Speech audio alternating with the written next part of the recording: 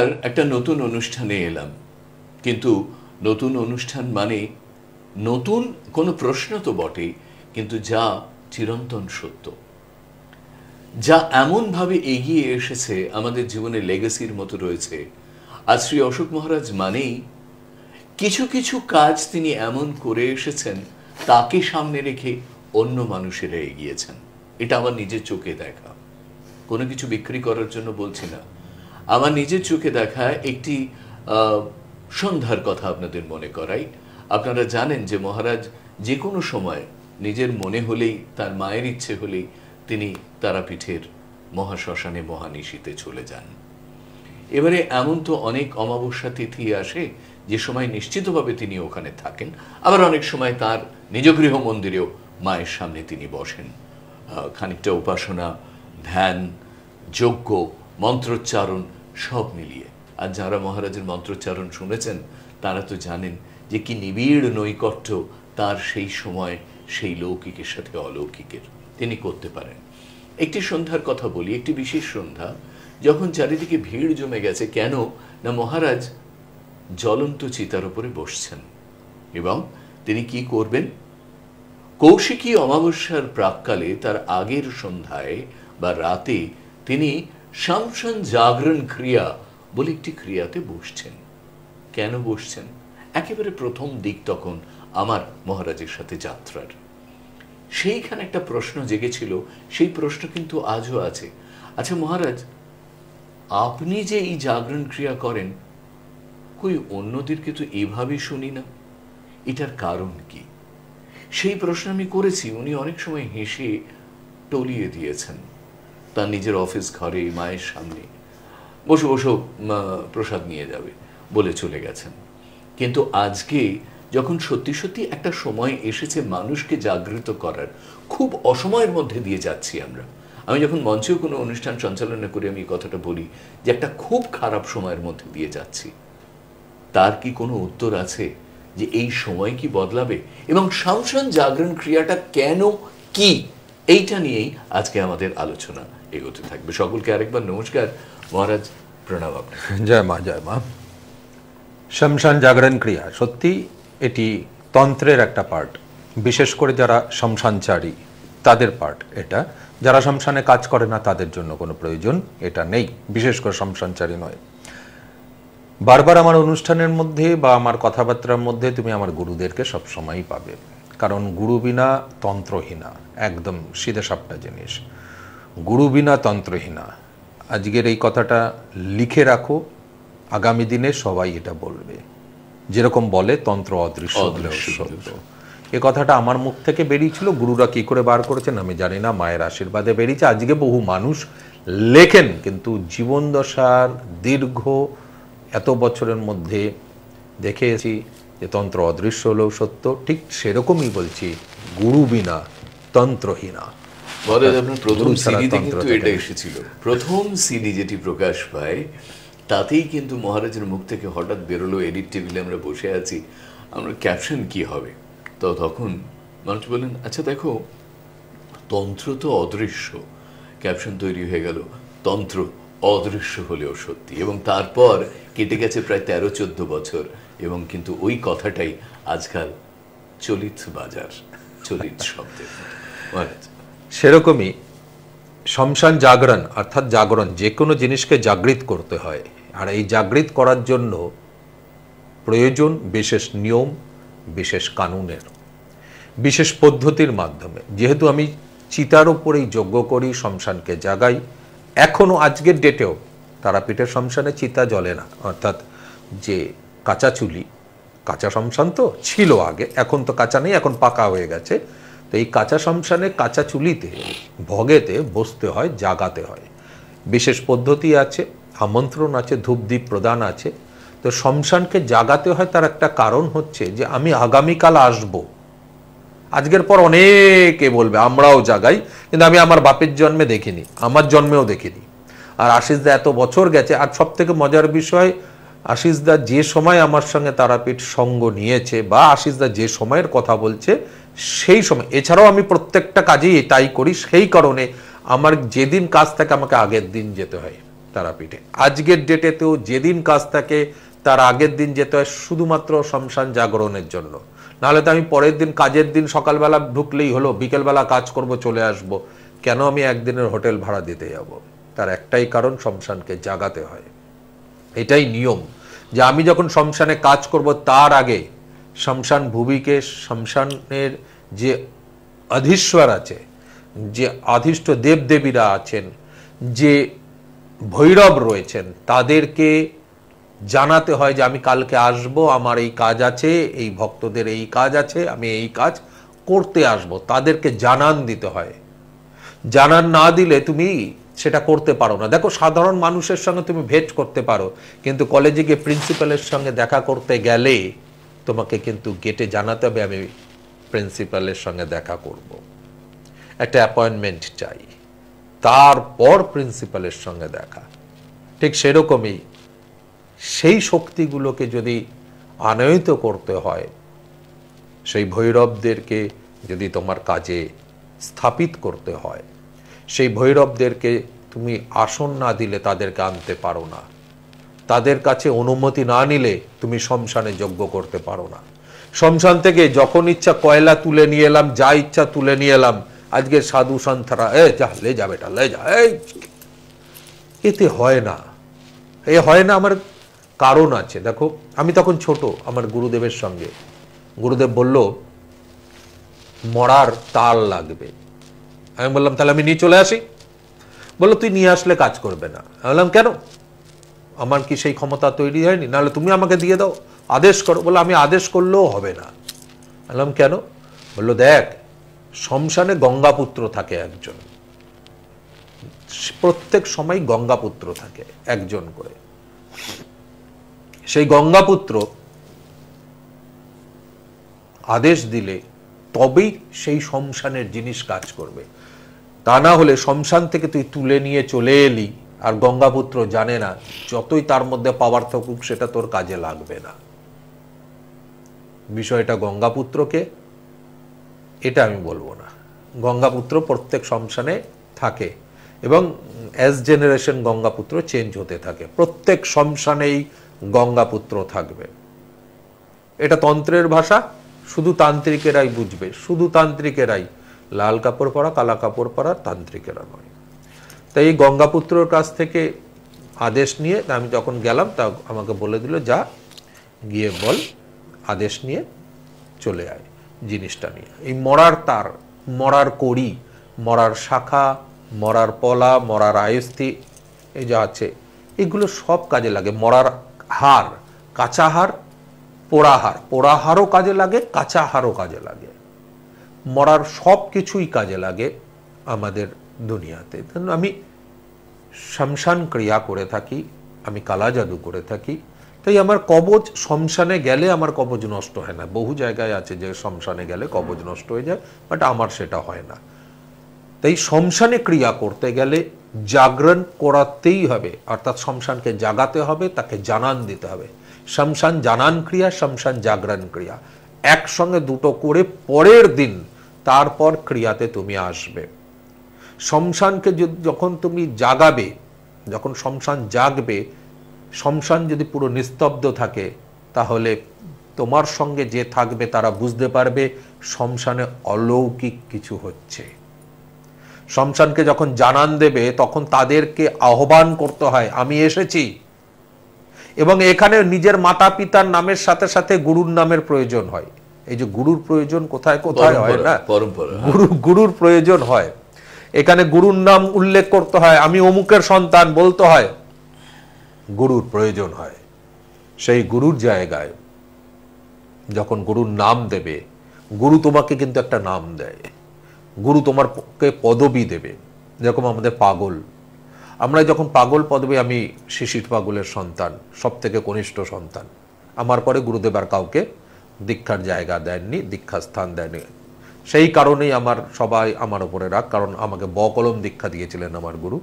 সেই গুরুদেব যখন আমাকে উল্লেখ করতো আমি অমুকের সন্তান, বা আমি অমুক অমুক অমুক অমুকের সন্তান, অমুক পরম্পরায় আছি, অমুক ঘরানা আছি, আমি তোমাকে আহ্বান করছি, তোমরা আসো, আমি তোমাদের কাছে নিবেদন করছি আমার এই ব্যাপার আছে, এই করব, এই ব্যাপারগুলো করতে হয়। তো এই যে যখন কথোপকথন চলে মনে মনে, এবং মনে মনে বিশেষ মন্ত্র দ্বারা এটা করতে হয়, বিশেষ ক্রিয়া, বিশেষ মুদ্রা প্রয়োগ করতে হয়। তার মধ্যে একটা মুদ্রা আমি থাকে, যেটা এই দেখাচ্ছি, দেখবে এই মুদ্রাটা প্রয়োগ অনেক বেশি করে করা হয়, এই মুদ্রাটার প্রয়োগ অনেক বেশি করে হয়। তো এই যে মুদ্রা হয় না, যে যখন এই যে মুদ্রাগুলো হয়, এই মুদ্রাগুলো যখন হচ্ছে, এই মুদ্রাগুলো যখন প্রয়োগ করা হয়, তখন মানুষ অর্থাৎ তারা, তাদের সঙ্গে যোগসূত্র সৃষ্টি হয়। এই যোগসূত্র যখন সৃষ্টি হবে, তখন তারা তোমার কথা শুনবে, তুমি তাদের কথা শুনতে পাবে। আচ্ছা মহারাজ, এই মুদ্রা যখন আপনি দেখাচ্ছেন, তখন একটা জিনিস, আমরা একটা মুদ্রাটা আরেকটু স্পেসিফিক ভাবে দেখি, সেই জায়গা থেকে একটা প্রশ্ন উঠে আসছে। আপনি বারবার এই গুরু শিষ্য পরম্পরার কথা আসছে, এবং তারপর মুদ্রাটা দেখতে দেখতে আমরা একটুখানি কথা বলি যে মহারাজ যে মুদ্রাটা ধরছেন, তার কারণ এইটাই হচ্ছে আমার মনে হয় একটা জাগতিকভাবে আমরা কিন্তু একটা অন্য জগতে পৌঁছচ্ছি নিজেদের অজ্ঞানে, এবং এই যে মন্ত্রোচ্চারণের মধ্যে দিয়ে তিনি মুদ্রাটা করছেন, আমার মনে হয় এই মন্ত্র বা এই জপ, এটাই তো আপনাদের ইষ্ট, তাই না? একদম, আমার মনে হয় সেইটাই। এই যে মুদ্রাটার কথা বলছে আশিসদা, মুদ্রাটা দেখানোর কথা বললো, আমি দেখালাম কিন্তু আরো ভালো করে দেখানোর জন্য, কারণ যারা শিখছে তারা কিছুটা শিখবে। যোনি মুদ্রা আমরা করে থাকি জেনারেল ভাবে, সেই যোনি মুদ্রার জায়গা থেকেই এই মুদ্রাকে প্রয়োগ করতে হয়। এই যে প্রসারিত থাকে, এইটা প্রসারিতভাবে এইভাবে এই মুদ্রার প্রয়োজন হয়, কারণ তন্ত্রে মুদ্রার অনেক বেশি প্রয়োজনীয়তা রয়েছে। তো এই মুদ্রা দ্বারা তাদেরকে দেওয়া হয়, আমাদের অনেক রকম পঞ্চমুদ্রার প্রয়োগ করতে হয় সেখানে। তারপর সেই আমন্ত্রণ শেষ হয় এবং জপ থাকে, একটা টানা 1.5-2 ঘন্টার জপ থাকে। কিন্তু এটা কিন্তু ওই 10 মিনিটের গল্প, 2 মিনিটের গল্প এটা নয়, টানা 1.5-2 ঘন্টার একটা জপ থাকে। এবং যারা এই ক্রিয়াতে যোগদান করে, বিশেষ তিথিতে তো সবাই ধূপ মোমবাতি দেয়, কিন্তু এমনি তিথিতে যারা যোগদান করে তাদের নামে নামে ধূপ মোমবাতি আমাকে জ্বালাতে হয়, গিয়ে তাদের নামে নামে নাম গোত্র দিয়ে দিয়ে দিয়ে দিয়ে ধূপ মোমবাতি জ্বালাতে হয়, যে এর এই ধূপ মোমবাতির প্রয়োগ তোমাকে প্রদান করছি, এর জন্য তুমি কল্যাণ করো। এবং তাদেরকে নেমন্তন্ন করতে হয় যে আমি ধরো যজ্ঞ করব, তোমরা কিন্তু সপরিবারে আসবে, তোমরা সপরিবারে এসে আমার এখানে আমার যজ্ঞকে সাফল্যমণ্ডিত করবে। এটা হচ্ছে শ্মশান জাগরণ, শ্মশান জানান ক্রিয়া। এ যদি না করা হয় তাহলে শ্মশানে কোনোভাবেই কোনো ক্রিয়া করে রেজাল্ট আসবে না, বাকিটা সবই মিথ্যে। শ্মশানে ক্রিয়া করতে গেলে শ্মশানে এই নিয়ম পালন করতে হবে, তন্ত্রের এটাই নিয়ম। তন্ত্রে হাজারো হাজারো নিয়ম নেই, তন্ত্রের কিছু নিয়ম আছে, পদ্ধতি আলাদা কিন্তু নিয়ম এক। মহারাজ, এইখানে যে এই শ্মশান জাগরণ ক্রিয়াতে আমার আরেকটা জিনিস মনে পড়লো, শুরুই করেছিলেন তাই দিয়ে, যে ভৈরবরা আসে। আমরা দেখেছি যে মহারাজের এই শ্মশান জাগরণ ক্রিয়াতে কিন্তু ভৈরবরা আসে। এই ভৈরব কারা এবং কি রূপে তারা আসে এবং কেনই বা আসে? তার মানে এখানেও কি সেই যে প্রকৃত শ্মশান জাগরণ ক্রিয়াটা করতে পারছে, তার সাথে এই ভৈরব বোধহয় জানান দিয়ে যাচ্ছে যে তুমি সঠিক পথে চলছো? এটা কি কখনো মনে হয়েছে আপনার? এই ক্ষেত্রে বলতে গেলে একটা প্রবাদ আবার বলতে হয়, আমি আমার ভক্তদেরকে বলি, যেদিন দেখবি আমার ক্রিয়াতে ভৈরব আসেনি, সেদিন ভাবি তোর মহারাজের আর ক্ষমতা নেই, চলে গেছে, তোর মহারাজ আর ক্ষমতাবান নয়, তোদের এই মহারাজ শেষ। তো গুরুর আশীর্বাদ সেটা কখনো হয় না। আমি বৃষ্টিতেই করি, আর চড়া রোদে করি, আর চিতা জ্বলন্ত অবস্থাতেই করি না কেন, আমার ভৈরবরা আসেন।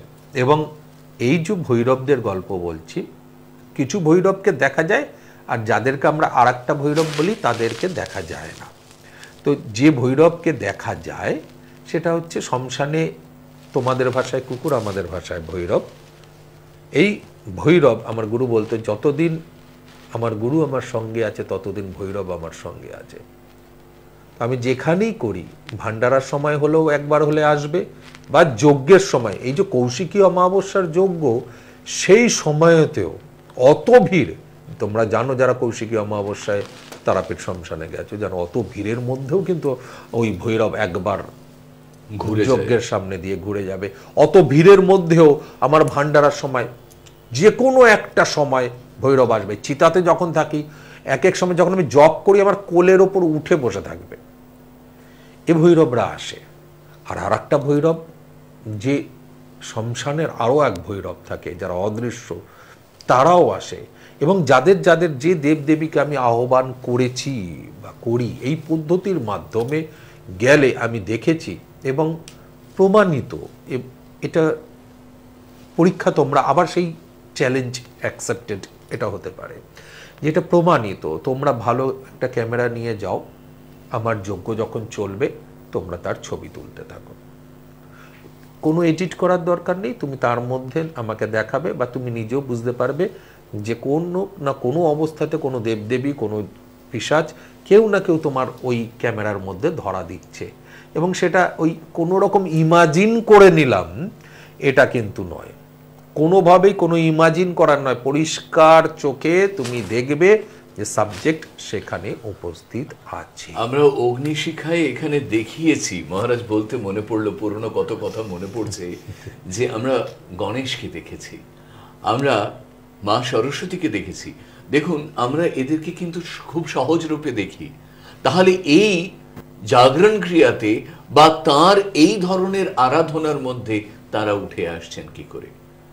তাহলে সবটাই বোধহয় অবিনশ্বর এবং এক, এইটা আমার মনে হয়। মহারাজ, এইখানে কি কখনো মনে হয় না যে এই যে আমরা বারবার বলি যে দেবদেবী যেমনই হন না কেন, একটা কোনো শক্তি আছে যা আমাদেরকে চালিত করছে? আপনি কি সেই বিশ্বাসে বিশ্বাসী?